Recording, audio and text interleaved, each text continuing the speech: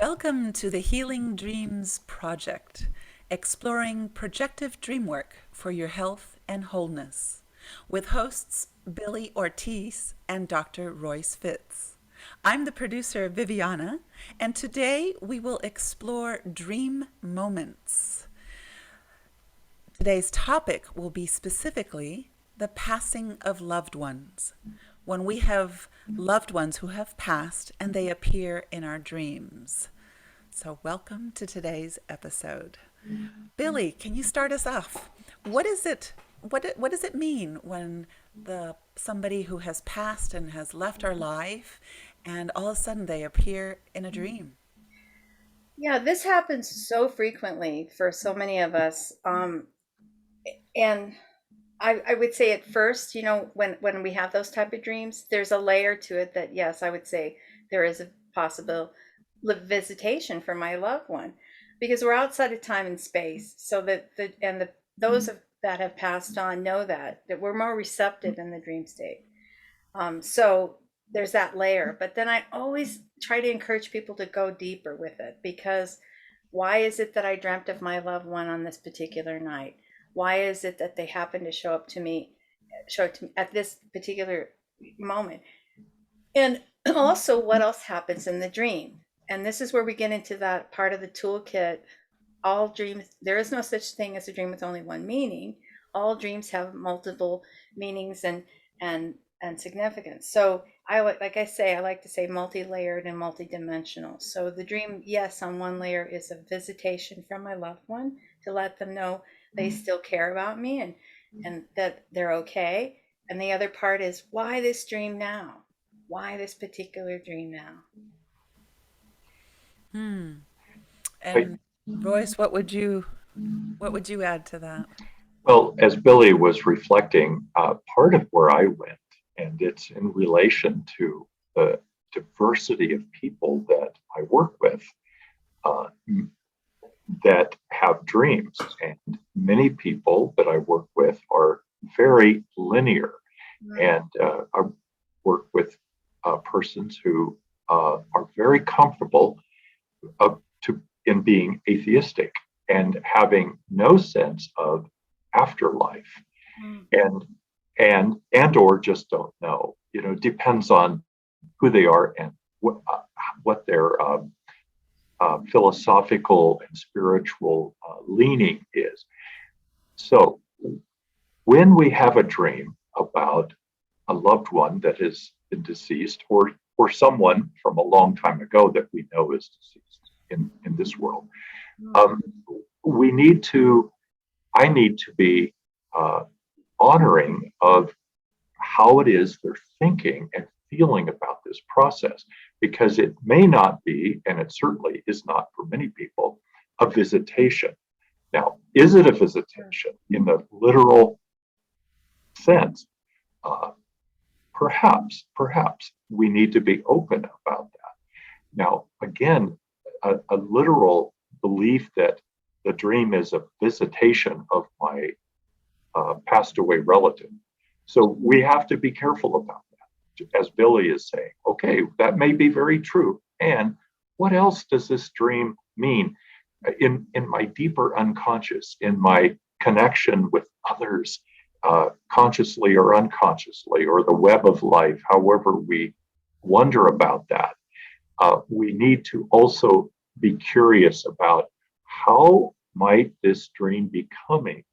How might this dream, how is it that it's coming for my health, healing, and wholeness, and for the others that I'm in connection with? I wanted to lift that up. Yeah. That's an important piece too, is I've worked with people that they're from like a large family and maybe the mom has just passed and they're all so anxious to have a dream about for mom to come and visit. And sometimes what happens is the person that wishes for it the least is the one that will receive the dream. And a lot of times people in the family they go, but why? Why did Sharon get the visitation from mom and I didn't? I'm the one who took care of her at the end of her life, those kind of things. And my take on that is there's a few things happening there. One is that the grief, the deep grief that I feel for the passing of a loved one will sometimes make it difficult for me to be able to remember my dreams, number one. And number two, if it is a visitation, if we're going to look at it from that term too, if it is truly a visitation, it's easier for the person who's passed on to visit those who are in a less state of severe grief.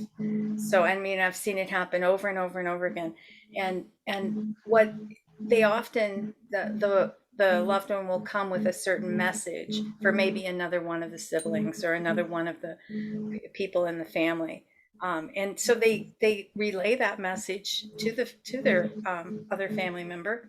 So sometimes it can happen like that. It's not like we get them directly immediately after they pass. And to just lift that up, an immediate dream of someone who's just passed, in my experience, is relatively unusual, because time and space in dream world folds in on itself. There's no difference in dream world between past, present, and future, or any variations of that, because a lot of times they're all meshed together. It's very true. I I often have dreams of my father, and he's passed 20 or more years, and I'm always struck with the fact that he's different than he was in real life. In real life, he was very strong, athletic. He was on the Olympic team for Chile for rowing. He was an Aries, and but in my dreams, he's smaller. He's kind of hunched over, and he's very quiet. Well, he always was a little more reserved, but so it's resembles him, but then it's totally different. Is there anything you what comes to mind A given lot, that? lot to say about that. Well, that's another one of these pieces that, yes, on one layer, it is my father, is the way I would look at it. And on another layer, it's the father that lives in me as the dreamer, the part of me that still holds the projection of the masculine in my father's form. And it does, and if he looks different, less robust than he did in waking life, then there's something in my psyche that has allowed him to shrink a little bit more. He's not as big as when I was younger and when he was alive. So this version of my father that lives in me, still a very important part of my growth and development as a woman, because that's my first place where I project the masculine is my father. So that's the initial masculine image. So, Yeah, go. is that okay? Oh, go So, ahead. part of my projection is this image that I have of my deceased father, who's less robust and smaller-ish. uh, in my version, this is the part of him that I intuited and did not necessarily know when we were together as a child, and how I saw him as this very athletic and powerful energy. And yet, inside me, I also intuited that he has other attributes, and I didn't get to know those. So, in my projection, and I do get goosebumps as I'm reflecting about this, so I know it's true for me, is that this recurring energy that comes is a way for me to uh, uh, uh, uh, uh, understand this part of myself as well as him. Now, in a sense, it perhaps is him talking to me in a metaphorical and or literal sense of saying, I need to be known this way too. I'm now in a different space and place in my experience of whatever life is after death, if there is any. I'm in a different space. I know inside of me as the dreamer I can learn from this kind of energy that is different than the father that I knew in the waking life. So, in a beautiful way, I'm still being parented by the image of him in my heart, as well as the possibility that he is literally visiting me if we are open to that as without getting hard and rigid. That may be a possibility. Yeah, yeah. Nice. So I'm wondering too, if I could just ask this of the dreamer's choice, how might this serve me to have a different image of my father, especially if he's asking me to see him differently? It's funny because in the dream, he has another family, and he has to be very, no, but it's weird because, he was always with my family. But in the dream, he has this other family, so he has to be secretive with meeting with me. So Hmm. it's really weird. And that's why it's always a little hush hush, and he's kind of in a hurry, and he doesn't say much, and he's very secretive. So it's strange to me that that's how my dream says that. The dream is, Does Again, this is one of the places where we don't know what the dream wants. We don't know where the dream will go. yeah. So we need to hold that question mark with a sense of respect for the dreamer, as well as for all of us who have suddenly, as I do, lots of projections about what's all of that about. Are there, for me, literal secrets that I didn't know about? And or is this somehow where the veil, in the strangest of ways, is being pulled back, and I experience in my father a different life, a journey. So again, and there are 1,000 other projections on this. So I want to lift that up, that there are many, and they're all projections. Mhm. Yeah, for me, there's another piece. Now we're going deeper into the father as a symbol, but it still makes sense with the loved one piece that we're talking about. Why did the dream go to the trouble to make my father look different? And why did the dream go to the trouble to set him up with a whole nother family? I mean, for me, there's there's such a part of how we have to respect the dreams, everything they show us, because they're limitless. It's an infinite source that can show me anything it wants. So the fact that it has chosen this for me as the dreamer, it's very specifically designed for me. And so something in some kind of um, emotion that comes up about the fact that he has this other family, the secretiveness, the vulnerability, with his physical stature, is that he's more vulnerable. So there's some complexity in that, in my version of it, of seeing my father in a completely different way is why the dream. And I think Royce had said that. I just, I need to keep getting, and the fact that I get it as a recurring symbol means that I still, it's the best metaphor that the dream, this limitless source, has been able to design for me. And so I have to have respect for that. And I think for a lot of people that I've worked with recurring dreams, and for me too, um, when once I stop going, oh, damn, it's that symbol again. How can it happen again and again and again? And then I would start switch my way of thinking to, thank you for this symbol again. Thank you for bringing me this symbol exactly the same way again, dream, so that I can look at myself, look at this aspect of myself even deeper. And when we switch to that gratitude rather than frustration, I think that helps to open the symbol up better. Yeah, I like that. There may be other aspects, if I may say this, Viviana, that in my projection, I'm curious that because we don't know really what is actually happening in dreams, we experience that movie, and so we interpret it.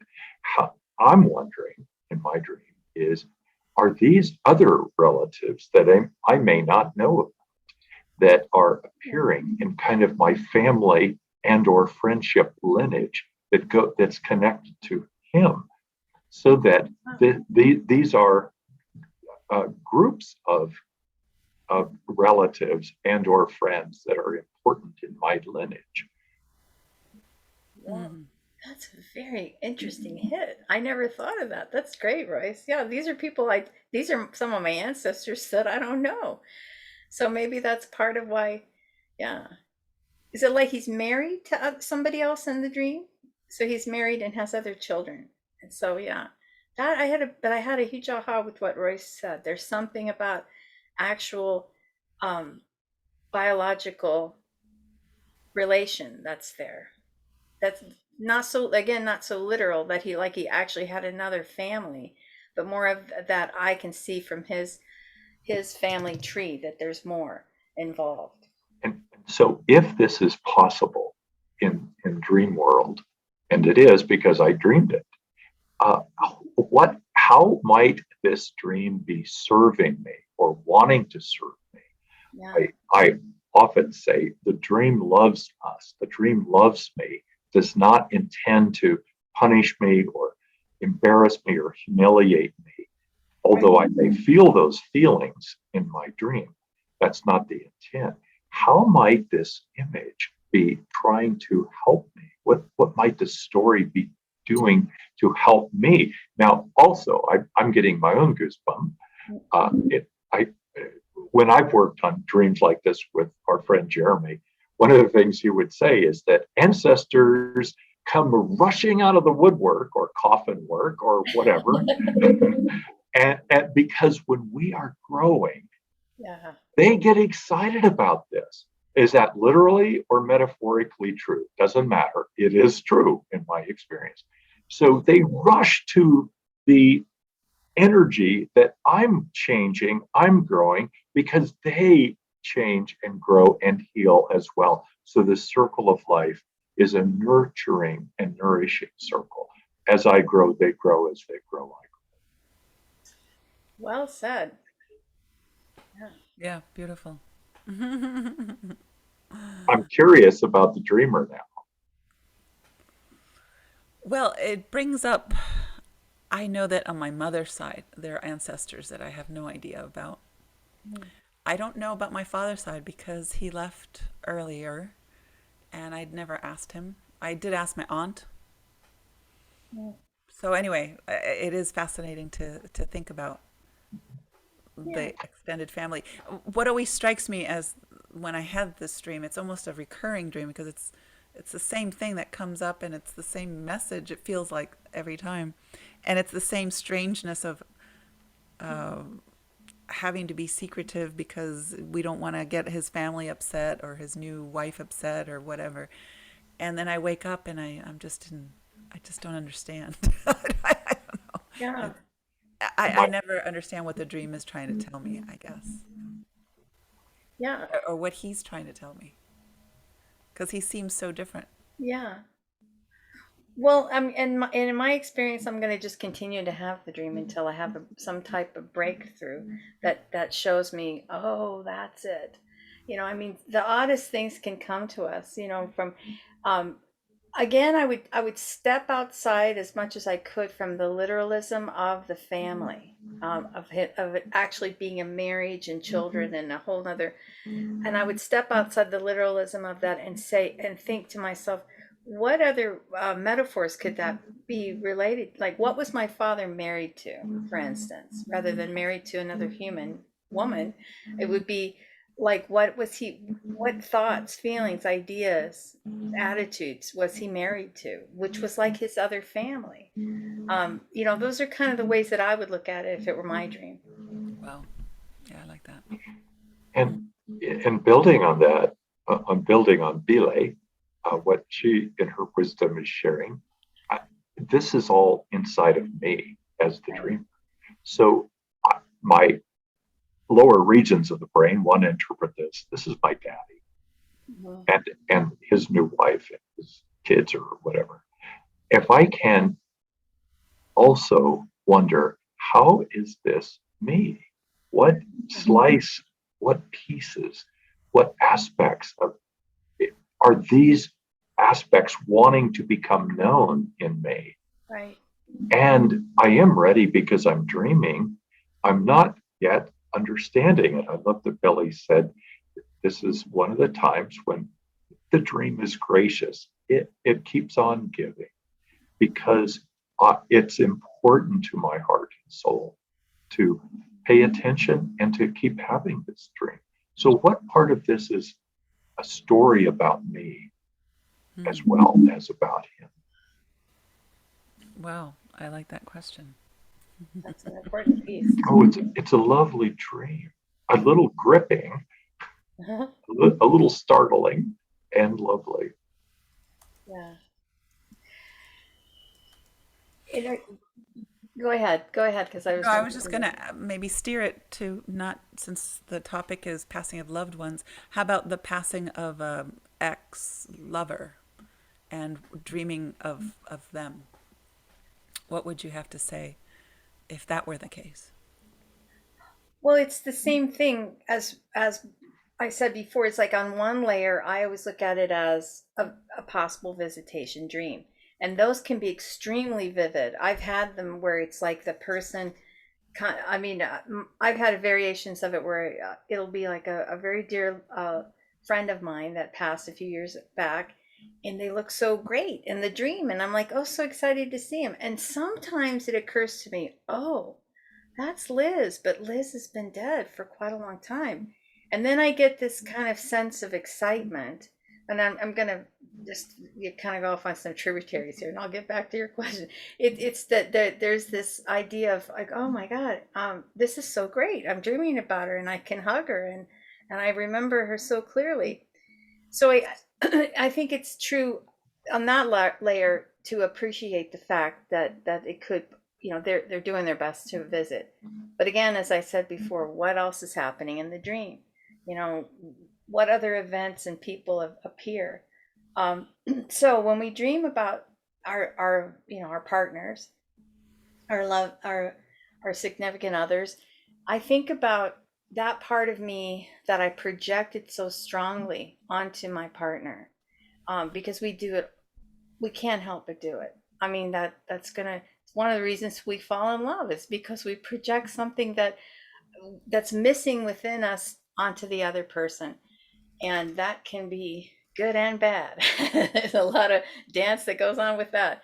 But so when I dream about my partner that's passed, it would, for me, part of it would be that yes, it's a visitation, and the other part would be how am I pulling back those projections now that they are no longer living in the waking world? What parts of me do I need to now own that I can no longer project onto my partner? I heard the word ex, like an ex lover, an ex spouse, an ex partner. I don't know if that was there. Uh, that's how I go. So my projection, my little movie is going, rolling, and a question I often wonder about for someone who brings up this kind of dream, and in myself, how is an X not necessarily, how am I not finished with some of this growing and changing? And how am I not finished with this relationship that I have projected upon? Mm-hmm. And so I keep having these visitations, metaphorically or literally, as a way for me to Mm-hmm. call back my projections to integrate this for my sake. And, in the graciousness of the world, how to let go of the other person for their sake, for their health and wholeness as well.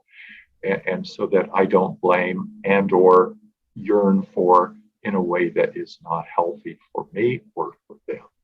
Mm-hmm. Hmm. How am I not finished with this relationship? Mm-hmm. Yes, but that happens when yeah, I like that question. Yeah. How do I Well, integrate the qualities of that person? Right. how do I resolve those qualities? Maybe I needed to have an ex. And so I don't want to take on those qualities, but I projected those onto the ex. How might I let go of that so that I can heal and resolve and not, we always will repeat. And how do we have more awareness about the tendency to unconsciously repeat so we don't repeat as much? I don't know if that makes sense, but Yeah. Absolutely.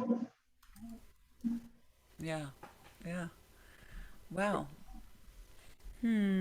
So, how about the passing of, oh, how horrible, but of children or of pets? Any any thoughts? Whenever I dream of my ex pets, and they're just Yeah. devastating dreams for me. Oh, yeah. There's a couple of people that I work with who actually work with bereaved parents, and I'm going to actually say their names so people can connect with them. One is Serena Baptista, and another is Carla Blowy, and they both lost children very young, and very young age children.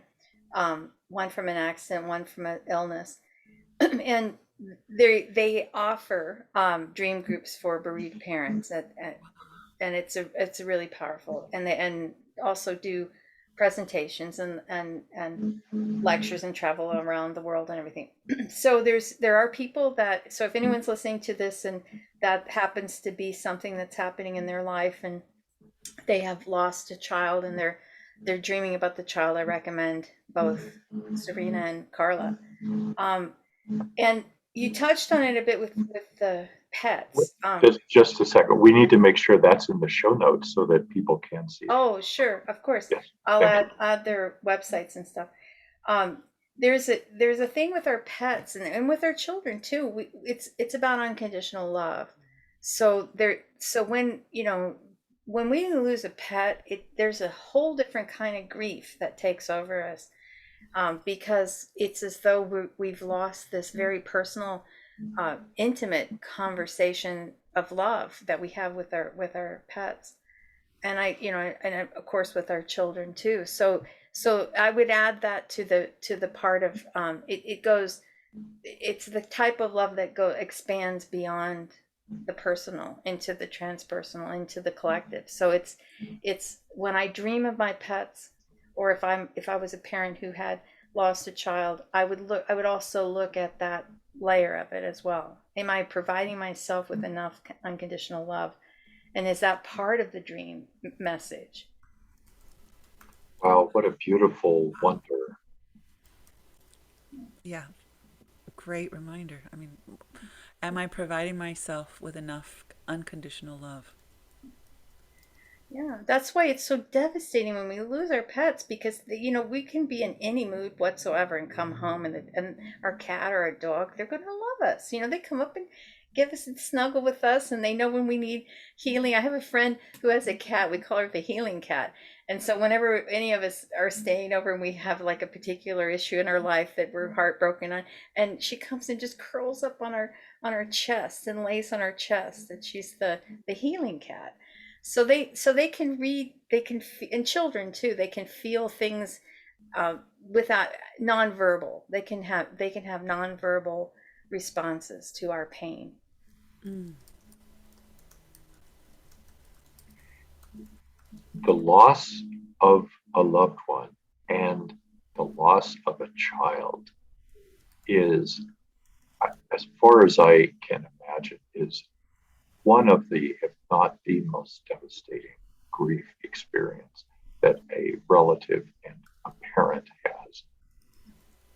There is just like the universe, the world, the sense of life has betrayed us so deeply. And of course, this happens all the time in the world. So it's not like it's one time. And yet it feels like it is the worst time. Mm. And the dream wants to help heal. What does healing look like? in that way, what does healing look like? To have a dream of my beloved puppy, to have a dream of my beloved child that has died. What does the dream want? And it can feel wonderful and torturous all in the same moment to have a dream like this. Yeah.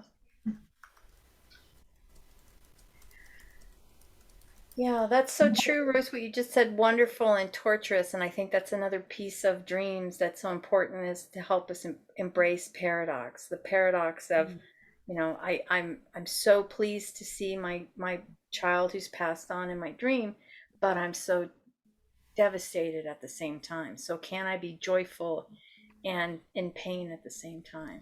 Wow, that gave me the bigger goosebumps. Yeah. The embracing of paradox, of wonder, wonderfulness, and anguish at the same moment. And now, in my imagination, if I have, if I can grow well enough to hold both, Yeah. I'm really growing. I'm really healing. One of the fears, this is not necessarily an unknown fear that a lot of us have that have lost loved ones. One of the fears is if we don't keep somehow holding on to certain images, we're going to forget about this loved one. It doesn't, that's not rational, and we worry about it. A child worries about it. Their parent. We would worry about that if we lost a child. If I somehow don't hold the memory in a certain way, then I'm going to forget, and then it's like another kind of death, a betrayal Mm. of of of other levels, and it's like I don't want that. So, in a way, in my projection, dreaming is a way to allow the definition of this loved one to come into a way so I don't forget, or for me to know more about myself and about my loved one that is deceased. It's really complex. Mm-hmm. Yeah. That's And if we need to hold that as okay, it is complex. Let's not make it yes or no. Let's hold multiple paradoxes right. with this. Then I think I can start healing. And what does healing look like? That is the bigger question. I'm not going to be happy about this death ever, ever. Right. Right. Yeah. Ah, heavy. Yeah, It's bringing yeah. up a whole bunch of But I emotions. love the piece that dream does invite healing and provides wholeness into, or a look at how we might embrace more healing and how to embrace more wholeness into our lives. And that's what I have learned from both of you, and Mm. that's what I'm loving about uh, looking at my dreams. Yeah. So. Great. Yeah. All right.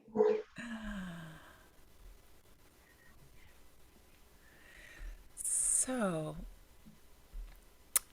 I guess we could maybe pause there. And if you have enjoyed this podcast, I would encourage you to like, subscribe, and share. Share widely. We do have a dream hotline. Billy, why don't you share what that number is? Oh yeah, it's I'm gonna try to remember it. 720-573-9195. And you have to give it several rings to pick up because it's a landline. And you have about 2.5 minutes, 3 minutes to leave a message for us about a symbol or a short dream that you want us to hopefully explore. Again, the number is 720-573-9195. And Billy, if what's the best way to contact you, and tell us about what's coming up? What kind of wonderful things are you offering these days? Okay, well, my website is wakeuptoyourdreams.com. I'm actually offering an intro to projective dream work workshop on May 14th from 10 to 3. I'm also starting up another round of accepting students who wish to learn more training of it's the Rocky Mountain Institute of of Projective Dreamwork, RMIPD. I also have groups, two that meet in the afternoon and two that meet in the evening each month. And you can get those dates on my calendar at wakeuptoyourdreams.com. Thank you. And Royce, where might one find you? Yeah, thank you. Before I get into that, I want to just emphasize that the Dreamline will be on the website so that the listener can go to that and make those calls, as well as other information that we've discussed here. Billy usually says this at the end of dream work, that we have to draw this topic to an arbitrary close. That's right. And I feel that, especially today, about this topic of death and dreaming about loved ones and or other people in that realm. And it doesn't feel finished to me, and nor do the dreams feel finished. So that is a normal arbitrary experience. I just needed to remind the listener and myself of that. So my name is Royce Fitts, Fitts. You can find me at roycefitts.com. I'm a spiritual counselor and a dream worker, and I passionately love this kind of work that takes us into these realms, and you can reach out to me that way.